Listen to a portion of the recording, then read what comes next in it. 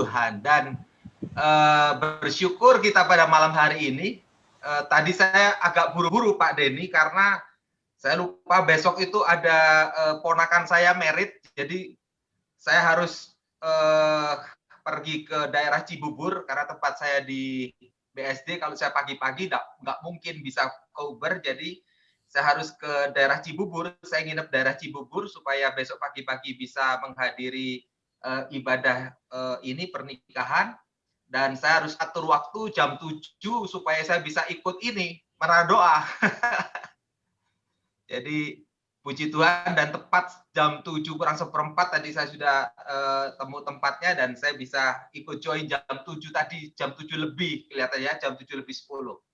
Dan bersyukur kita kepada Tuhan kalau tema pada malam hari adalah doa orang benar adalah sangat besar kuasanya. Dan ini yang menjadi kesaksian kami, dan kiranya ini juga memberkati bagi kita semua yang hadir pada menara doa pada malam hari ini, di mana kita tahu bahwa kita menghadapi sebuah keadaan di mana adanya pandemi virus COVID-19, ya.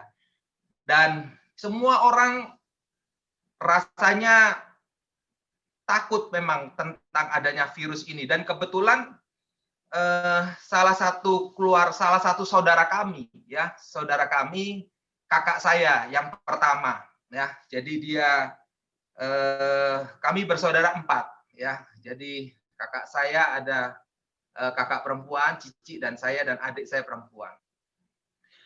Dan tentang COVID ini kita tahu bahwa saya selalu untuk menjaga untuk saudara saya yang lain ini nggak ada di Jakarta, tapi ada di Jawa Timur, di Jember, ya. Tetapi tetap kita selalu connect, kita selalu telepon, dan kira-kira 2 bulan yang lalu, ya, ini baru masih hangat.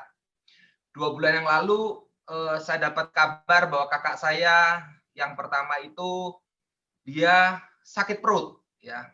Dia sakit perut, dan benar-benar dia sampai dia itu berobat ke dokter terus berkali-kali. Dan saya bicara sama kakak saya bahwa coba ke dokter untuk diperiksa, mungkin itu kena tipes atau radang usus atau apa itu dia mungkin sakit emah dan sebagainya. Jadi sakitnya di ulu hati. Dan dia mondar-mandir ke dokter dan sebagainya. Dokter kasih obat, mondar-mandir begitu aja, tetapi tidak kunjung sembuh, ya. Tidak kunjung sembuh, dan akhirnya makin lama makin drop, ya. Keadaan daripada kakak saya makin drop, dan kita pakai video call, lihat, akhirnya kakak saya tidak bisa makan karena muntah, ya. Makan muntah, dan makin lama makin drop, ya. Makin drop, akhirnya nggak bisa jalan. Nggak bisa jalan padahal sebetulnya sebelumnya sangat sehat, ya. Kemudian nggak bisa jalan sampai dia bingung kenapa nggak bisa jalan. Akhirnya ya udah pakai kursi roda, saya bilang pakai kursi roda. Dan makin lama makin naik di kursi roda aja nggak mampu. Akhirnya kita belum berpikir bahwa itu COVID, ya. Saya belum berpikir bahwa itu COVID. Jadi akhirnya kakak saya berkata, aduh kalau seperti ini tidak bisa untuk di rumah, gitu.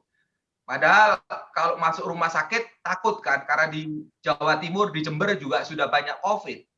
Dan akhirnya karena sudah tidak mampu lagi, istri dan anak juga tidak bisa merawat karena itu dikasih makan juga nggak bisa dan sebagainya.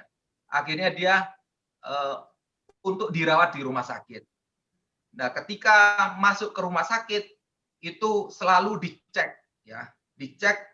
Pertama kali rapid, kemudian di swab. Dan betapa kagetnya itu di swab dan hasilnya positif, ya. Positif COVID. Dan kondisi positif COVID itu menyebabkan rumah sakit angkat tangan. Karena di situ rumah sakit yang di daerah ada di Jember situ ada satu rumah sakit lumayan baik. Dia tidak ada kamar buat untuk pasien COVID, dia bilang gitu. Jadi harus bawa pulang lagi ke rumah. Jadi di situ saya bilang, aduh Tuhan, ini kakak saya juga sama, dia juga aktivis gereja, dia banyak melayani juga. saya berdoa dan akhirnya makin hari dia akhirnya karena itu harus pulang ke rumah karena rumah sakit itu tidak bisa untuk pasien COVID yang jelas-jelas COVID karena di swab 2 kali positif. Jadi akhirnya kita telepon dokter-dokter di Jawa Timur, kebetulan juga ada jemaat di gereja yang salah satu menjadi dokter, dan akhirnya dia beritahukan ada dirujuk ke satu rumah sakit, dan satu rumah sakit itu yang ada satu kamar yang kosong, dan akhirnya kakak saya bisa ada ke sana, dan di situ pun juga pakai ambulans dan sebagainya, dan akhirnya para tetangga semua heboh karena itu COVID, dan akhirnya rumah kakak saya tuh sempat diisolasi, dan saya tahu istri dan anak sudah pasti kena juga itu. Dan akhirnya dengan tidak berdaya itu naik ambulans pergi ke rumah sakit itu dan dirawat, dan benar-benar kondisinya sudah, kalau secara manusia saya lihat, aduh, ya saya sebagai adik saya lihat, aduh Tuhan, orang-orang dengar kalau seperti ini udah pasti lewat. Jadi saya berdoa, dan pada waktu masuk ke sana memang kakak saya sudah tidak bisa lagi. Dia hanya duduk tidur, dan dia bangun dari tempat tidur pun nggak bisa, ya. Mau ke kamar, ke toilet pun nggak bisa. Semua makan pun nggak bisa.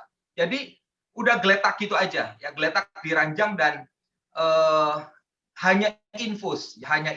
Jadi betapa saya kagetnya bahwa di foto bahwa tempat tidurnya itu sudah seperti keranda, ya, karena memang di situ sudah mulai sesek, ya, waktu itu sudah mulai sesak napas, dan akhirnya kalau nggak salah itu pada hari Sabtu atau Minggu, ya, itu sempat telekonferensi kita berdoa, saya berdoa terus, saya telekonferensi dengan berdoa, dan waktu hari Minggu itu saya lihat bahwa betul-betul kakak saya udah pucet, dan kakak saya udah pesan-pesan semua memang.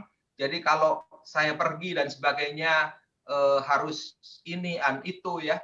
Dan pada waktu itu saya berdoa sebelum kakak saya masuk ke rumah sakit. Saya berdoa untuk kesembuhan kakak saya itu benar-benar saya bilang, Tuhan tolong sembuhkan kakak saya, ya, sembuhkan karena dia mungkin ada salah dosa, Tuhan sembuhkan.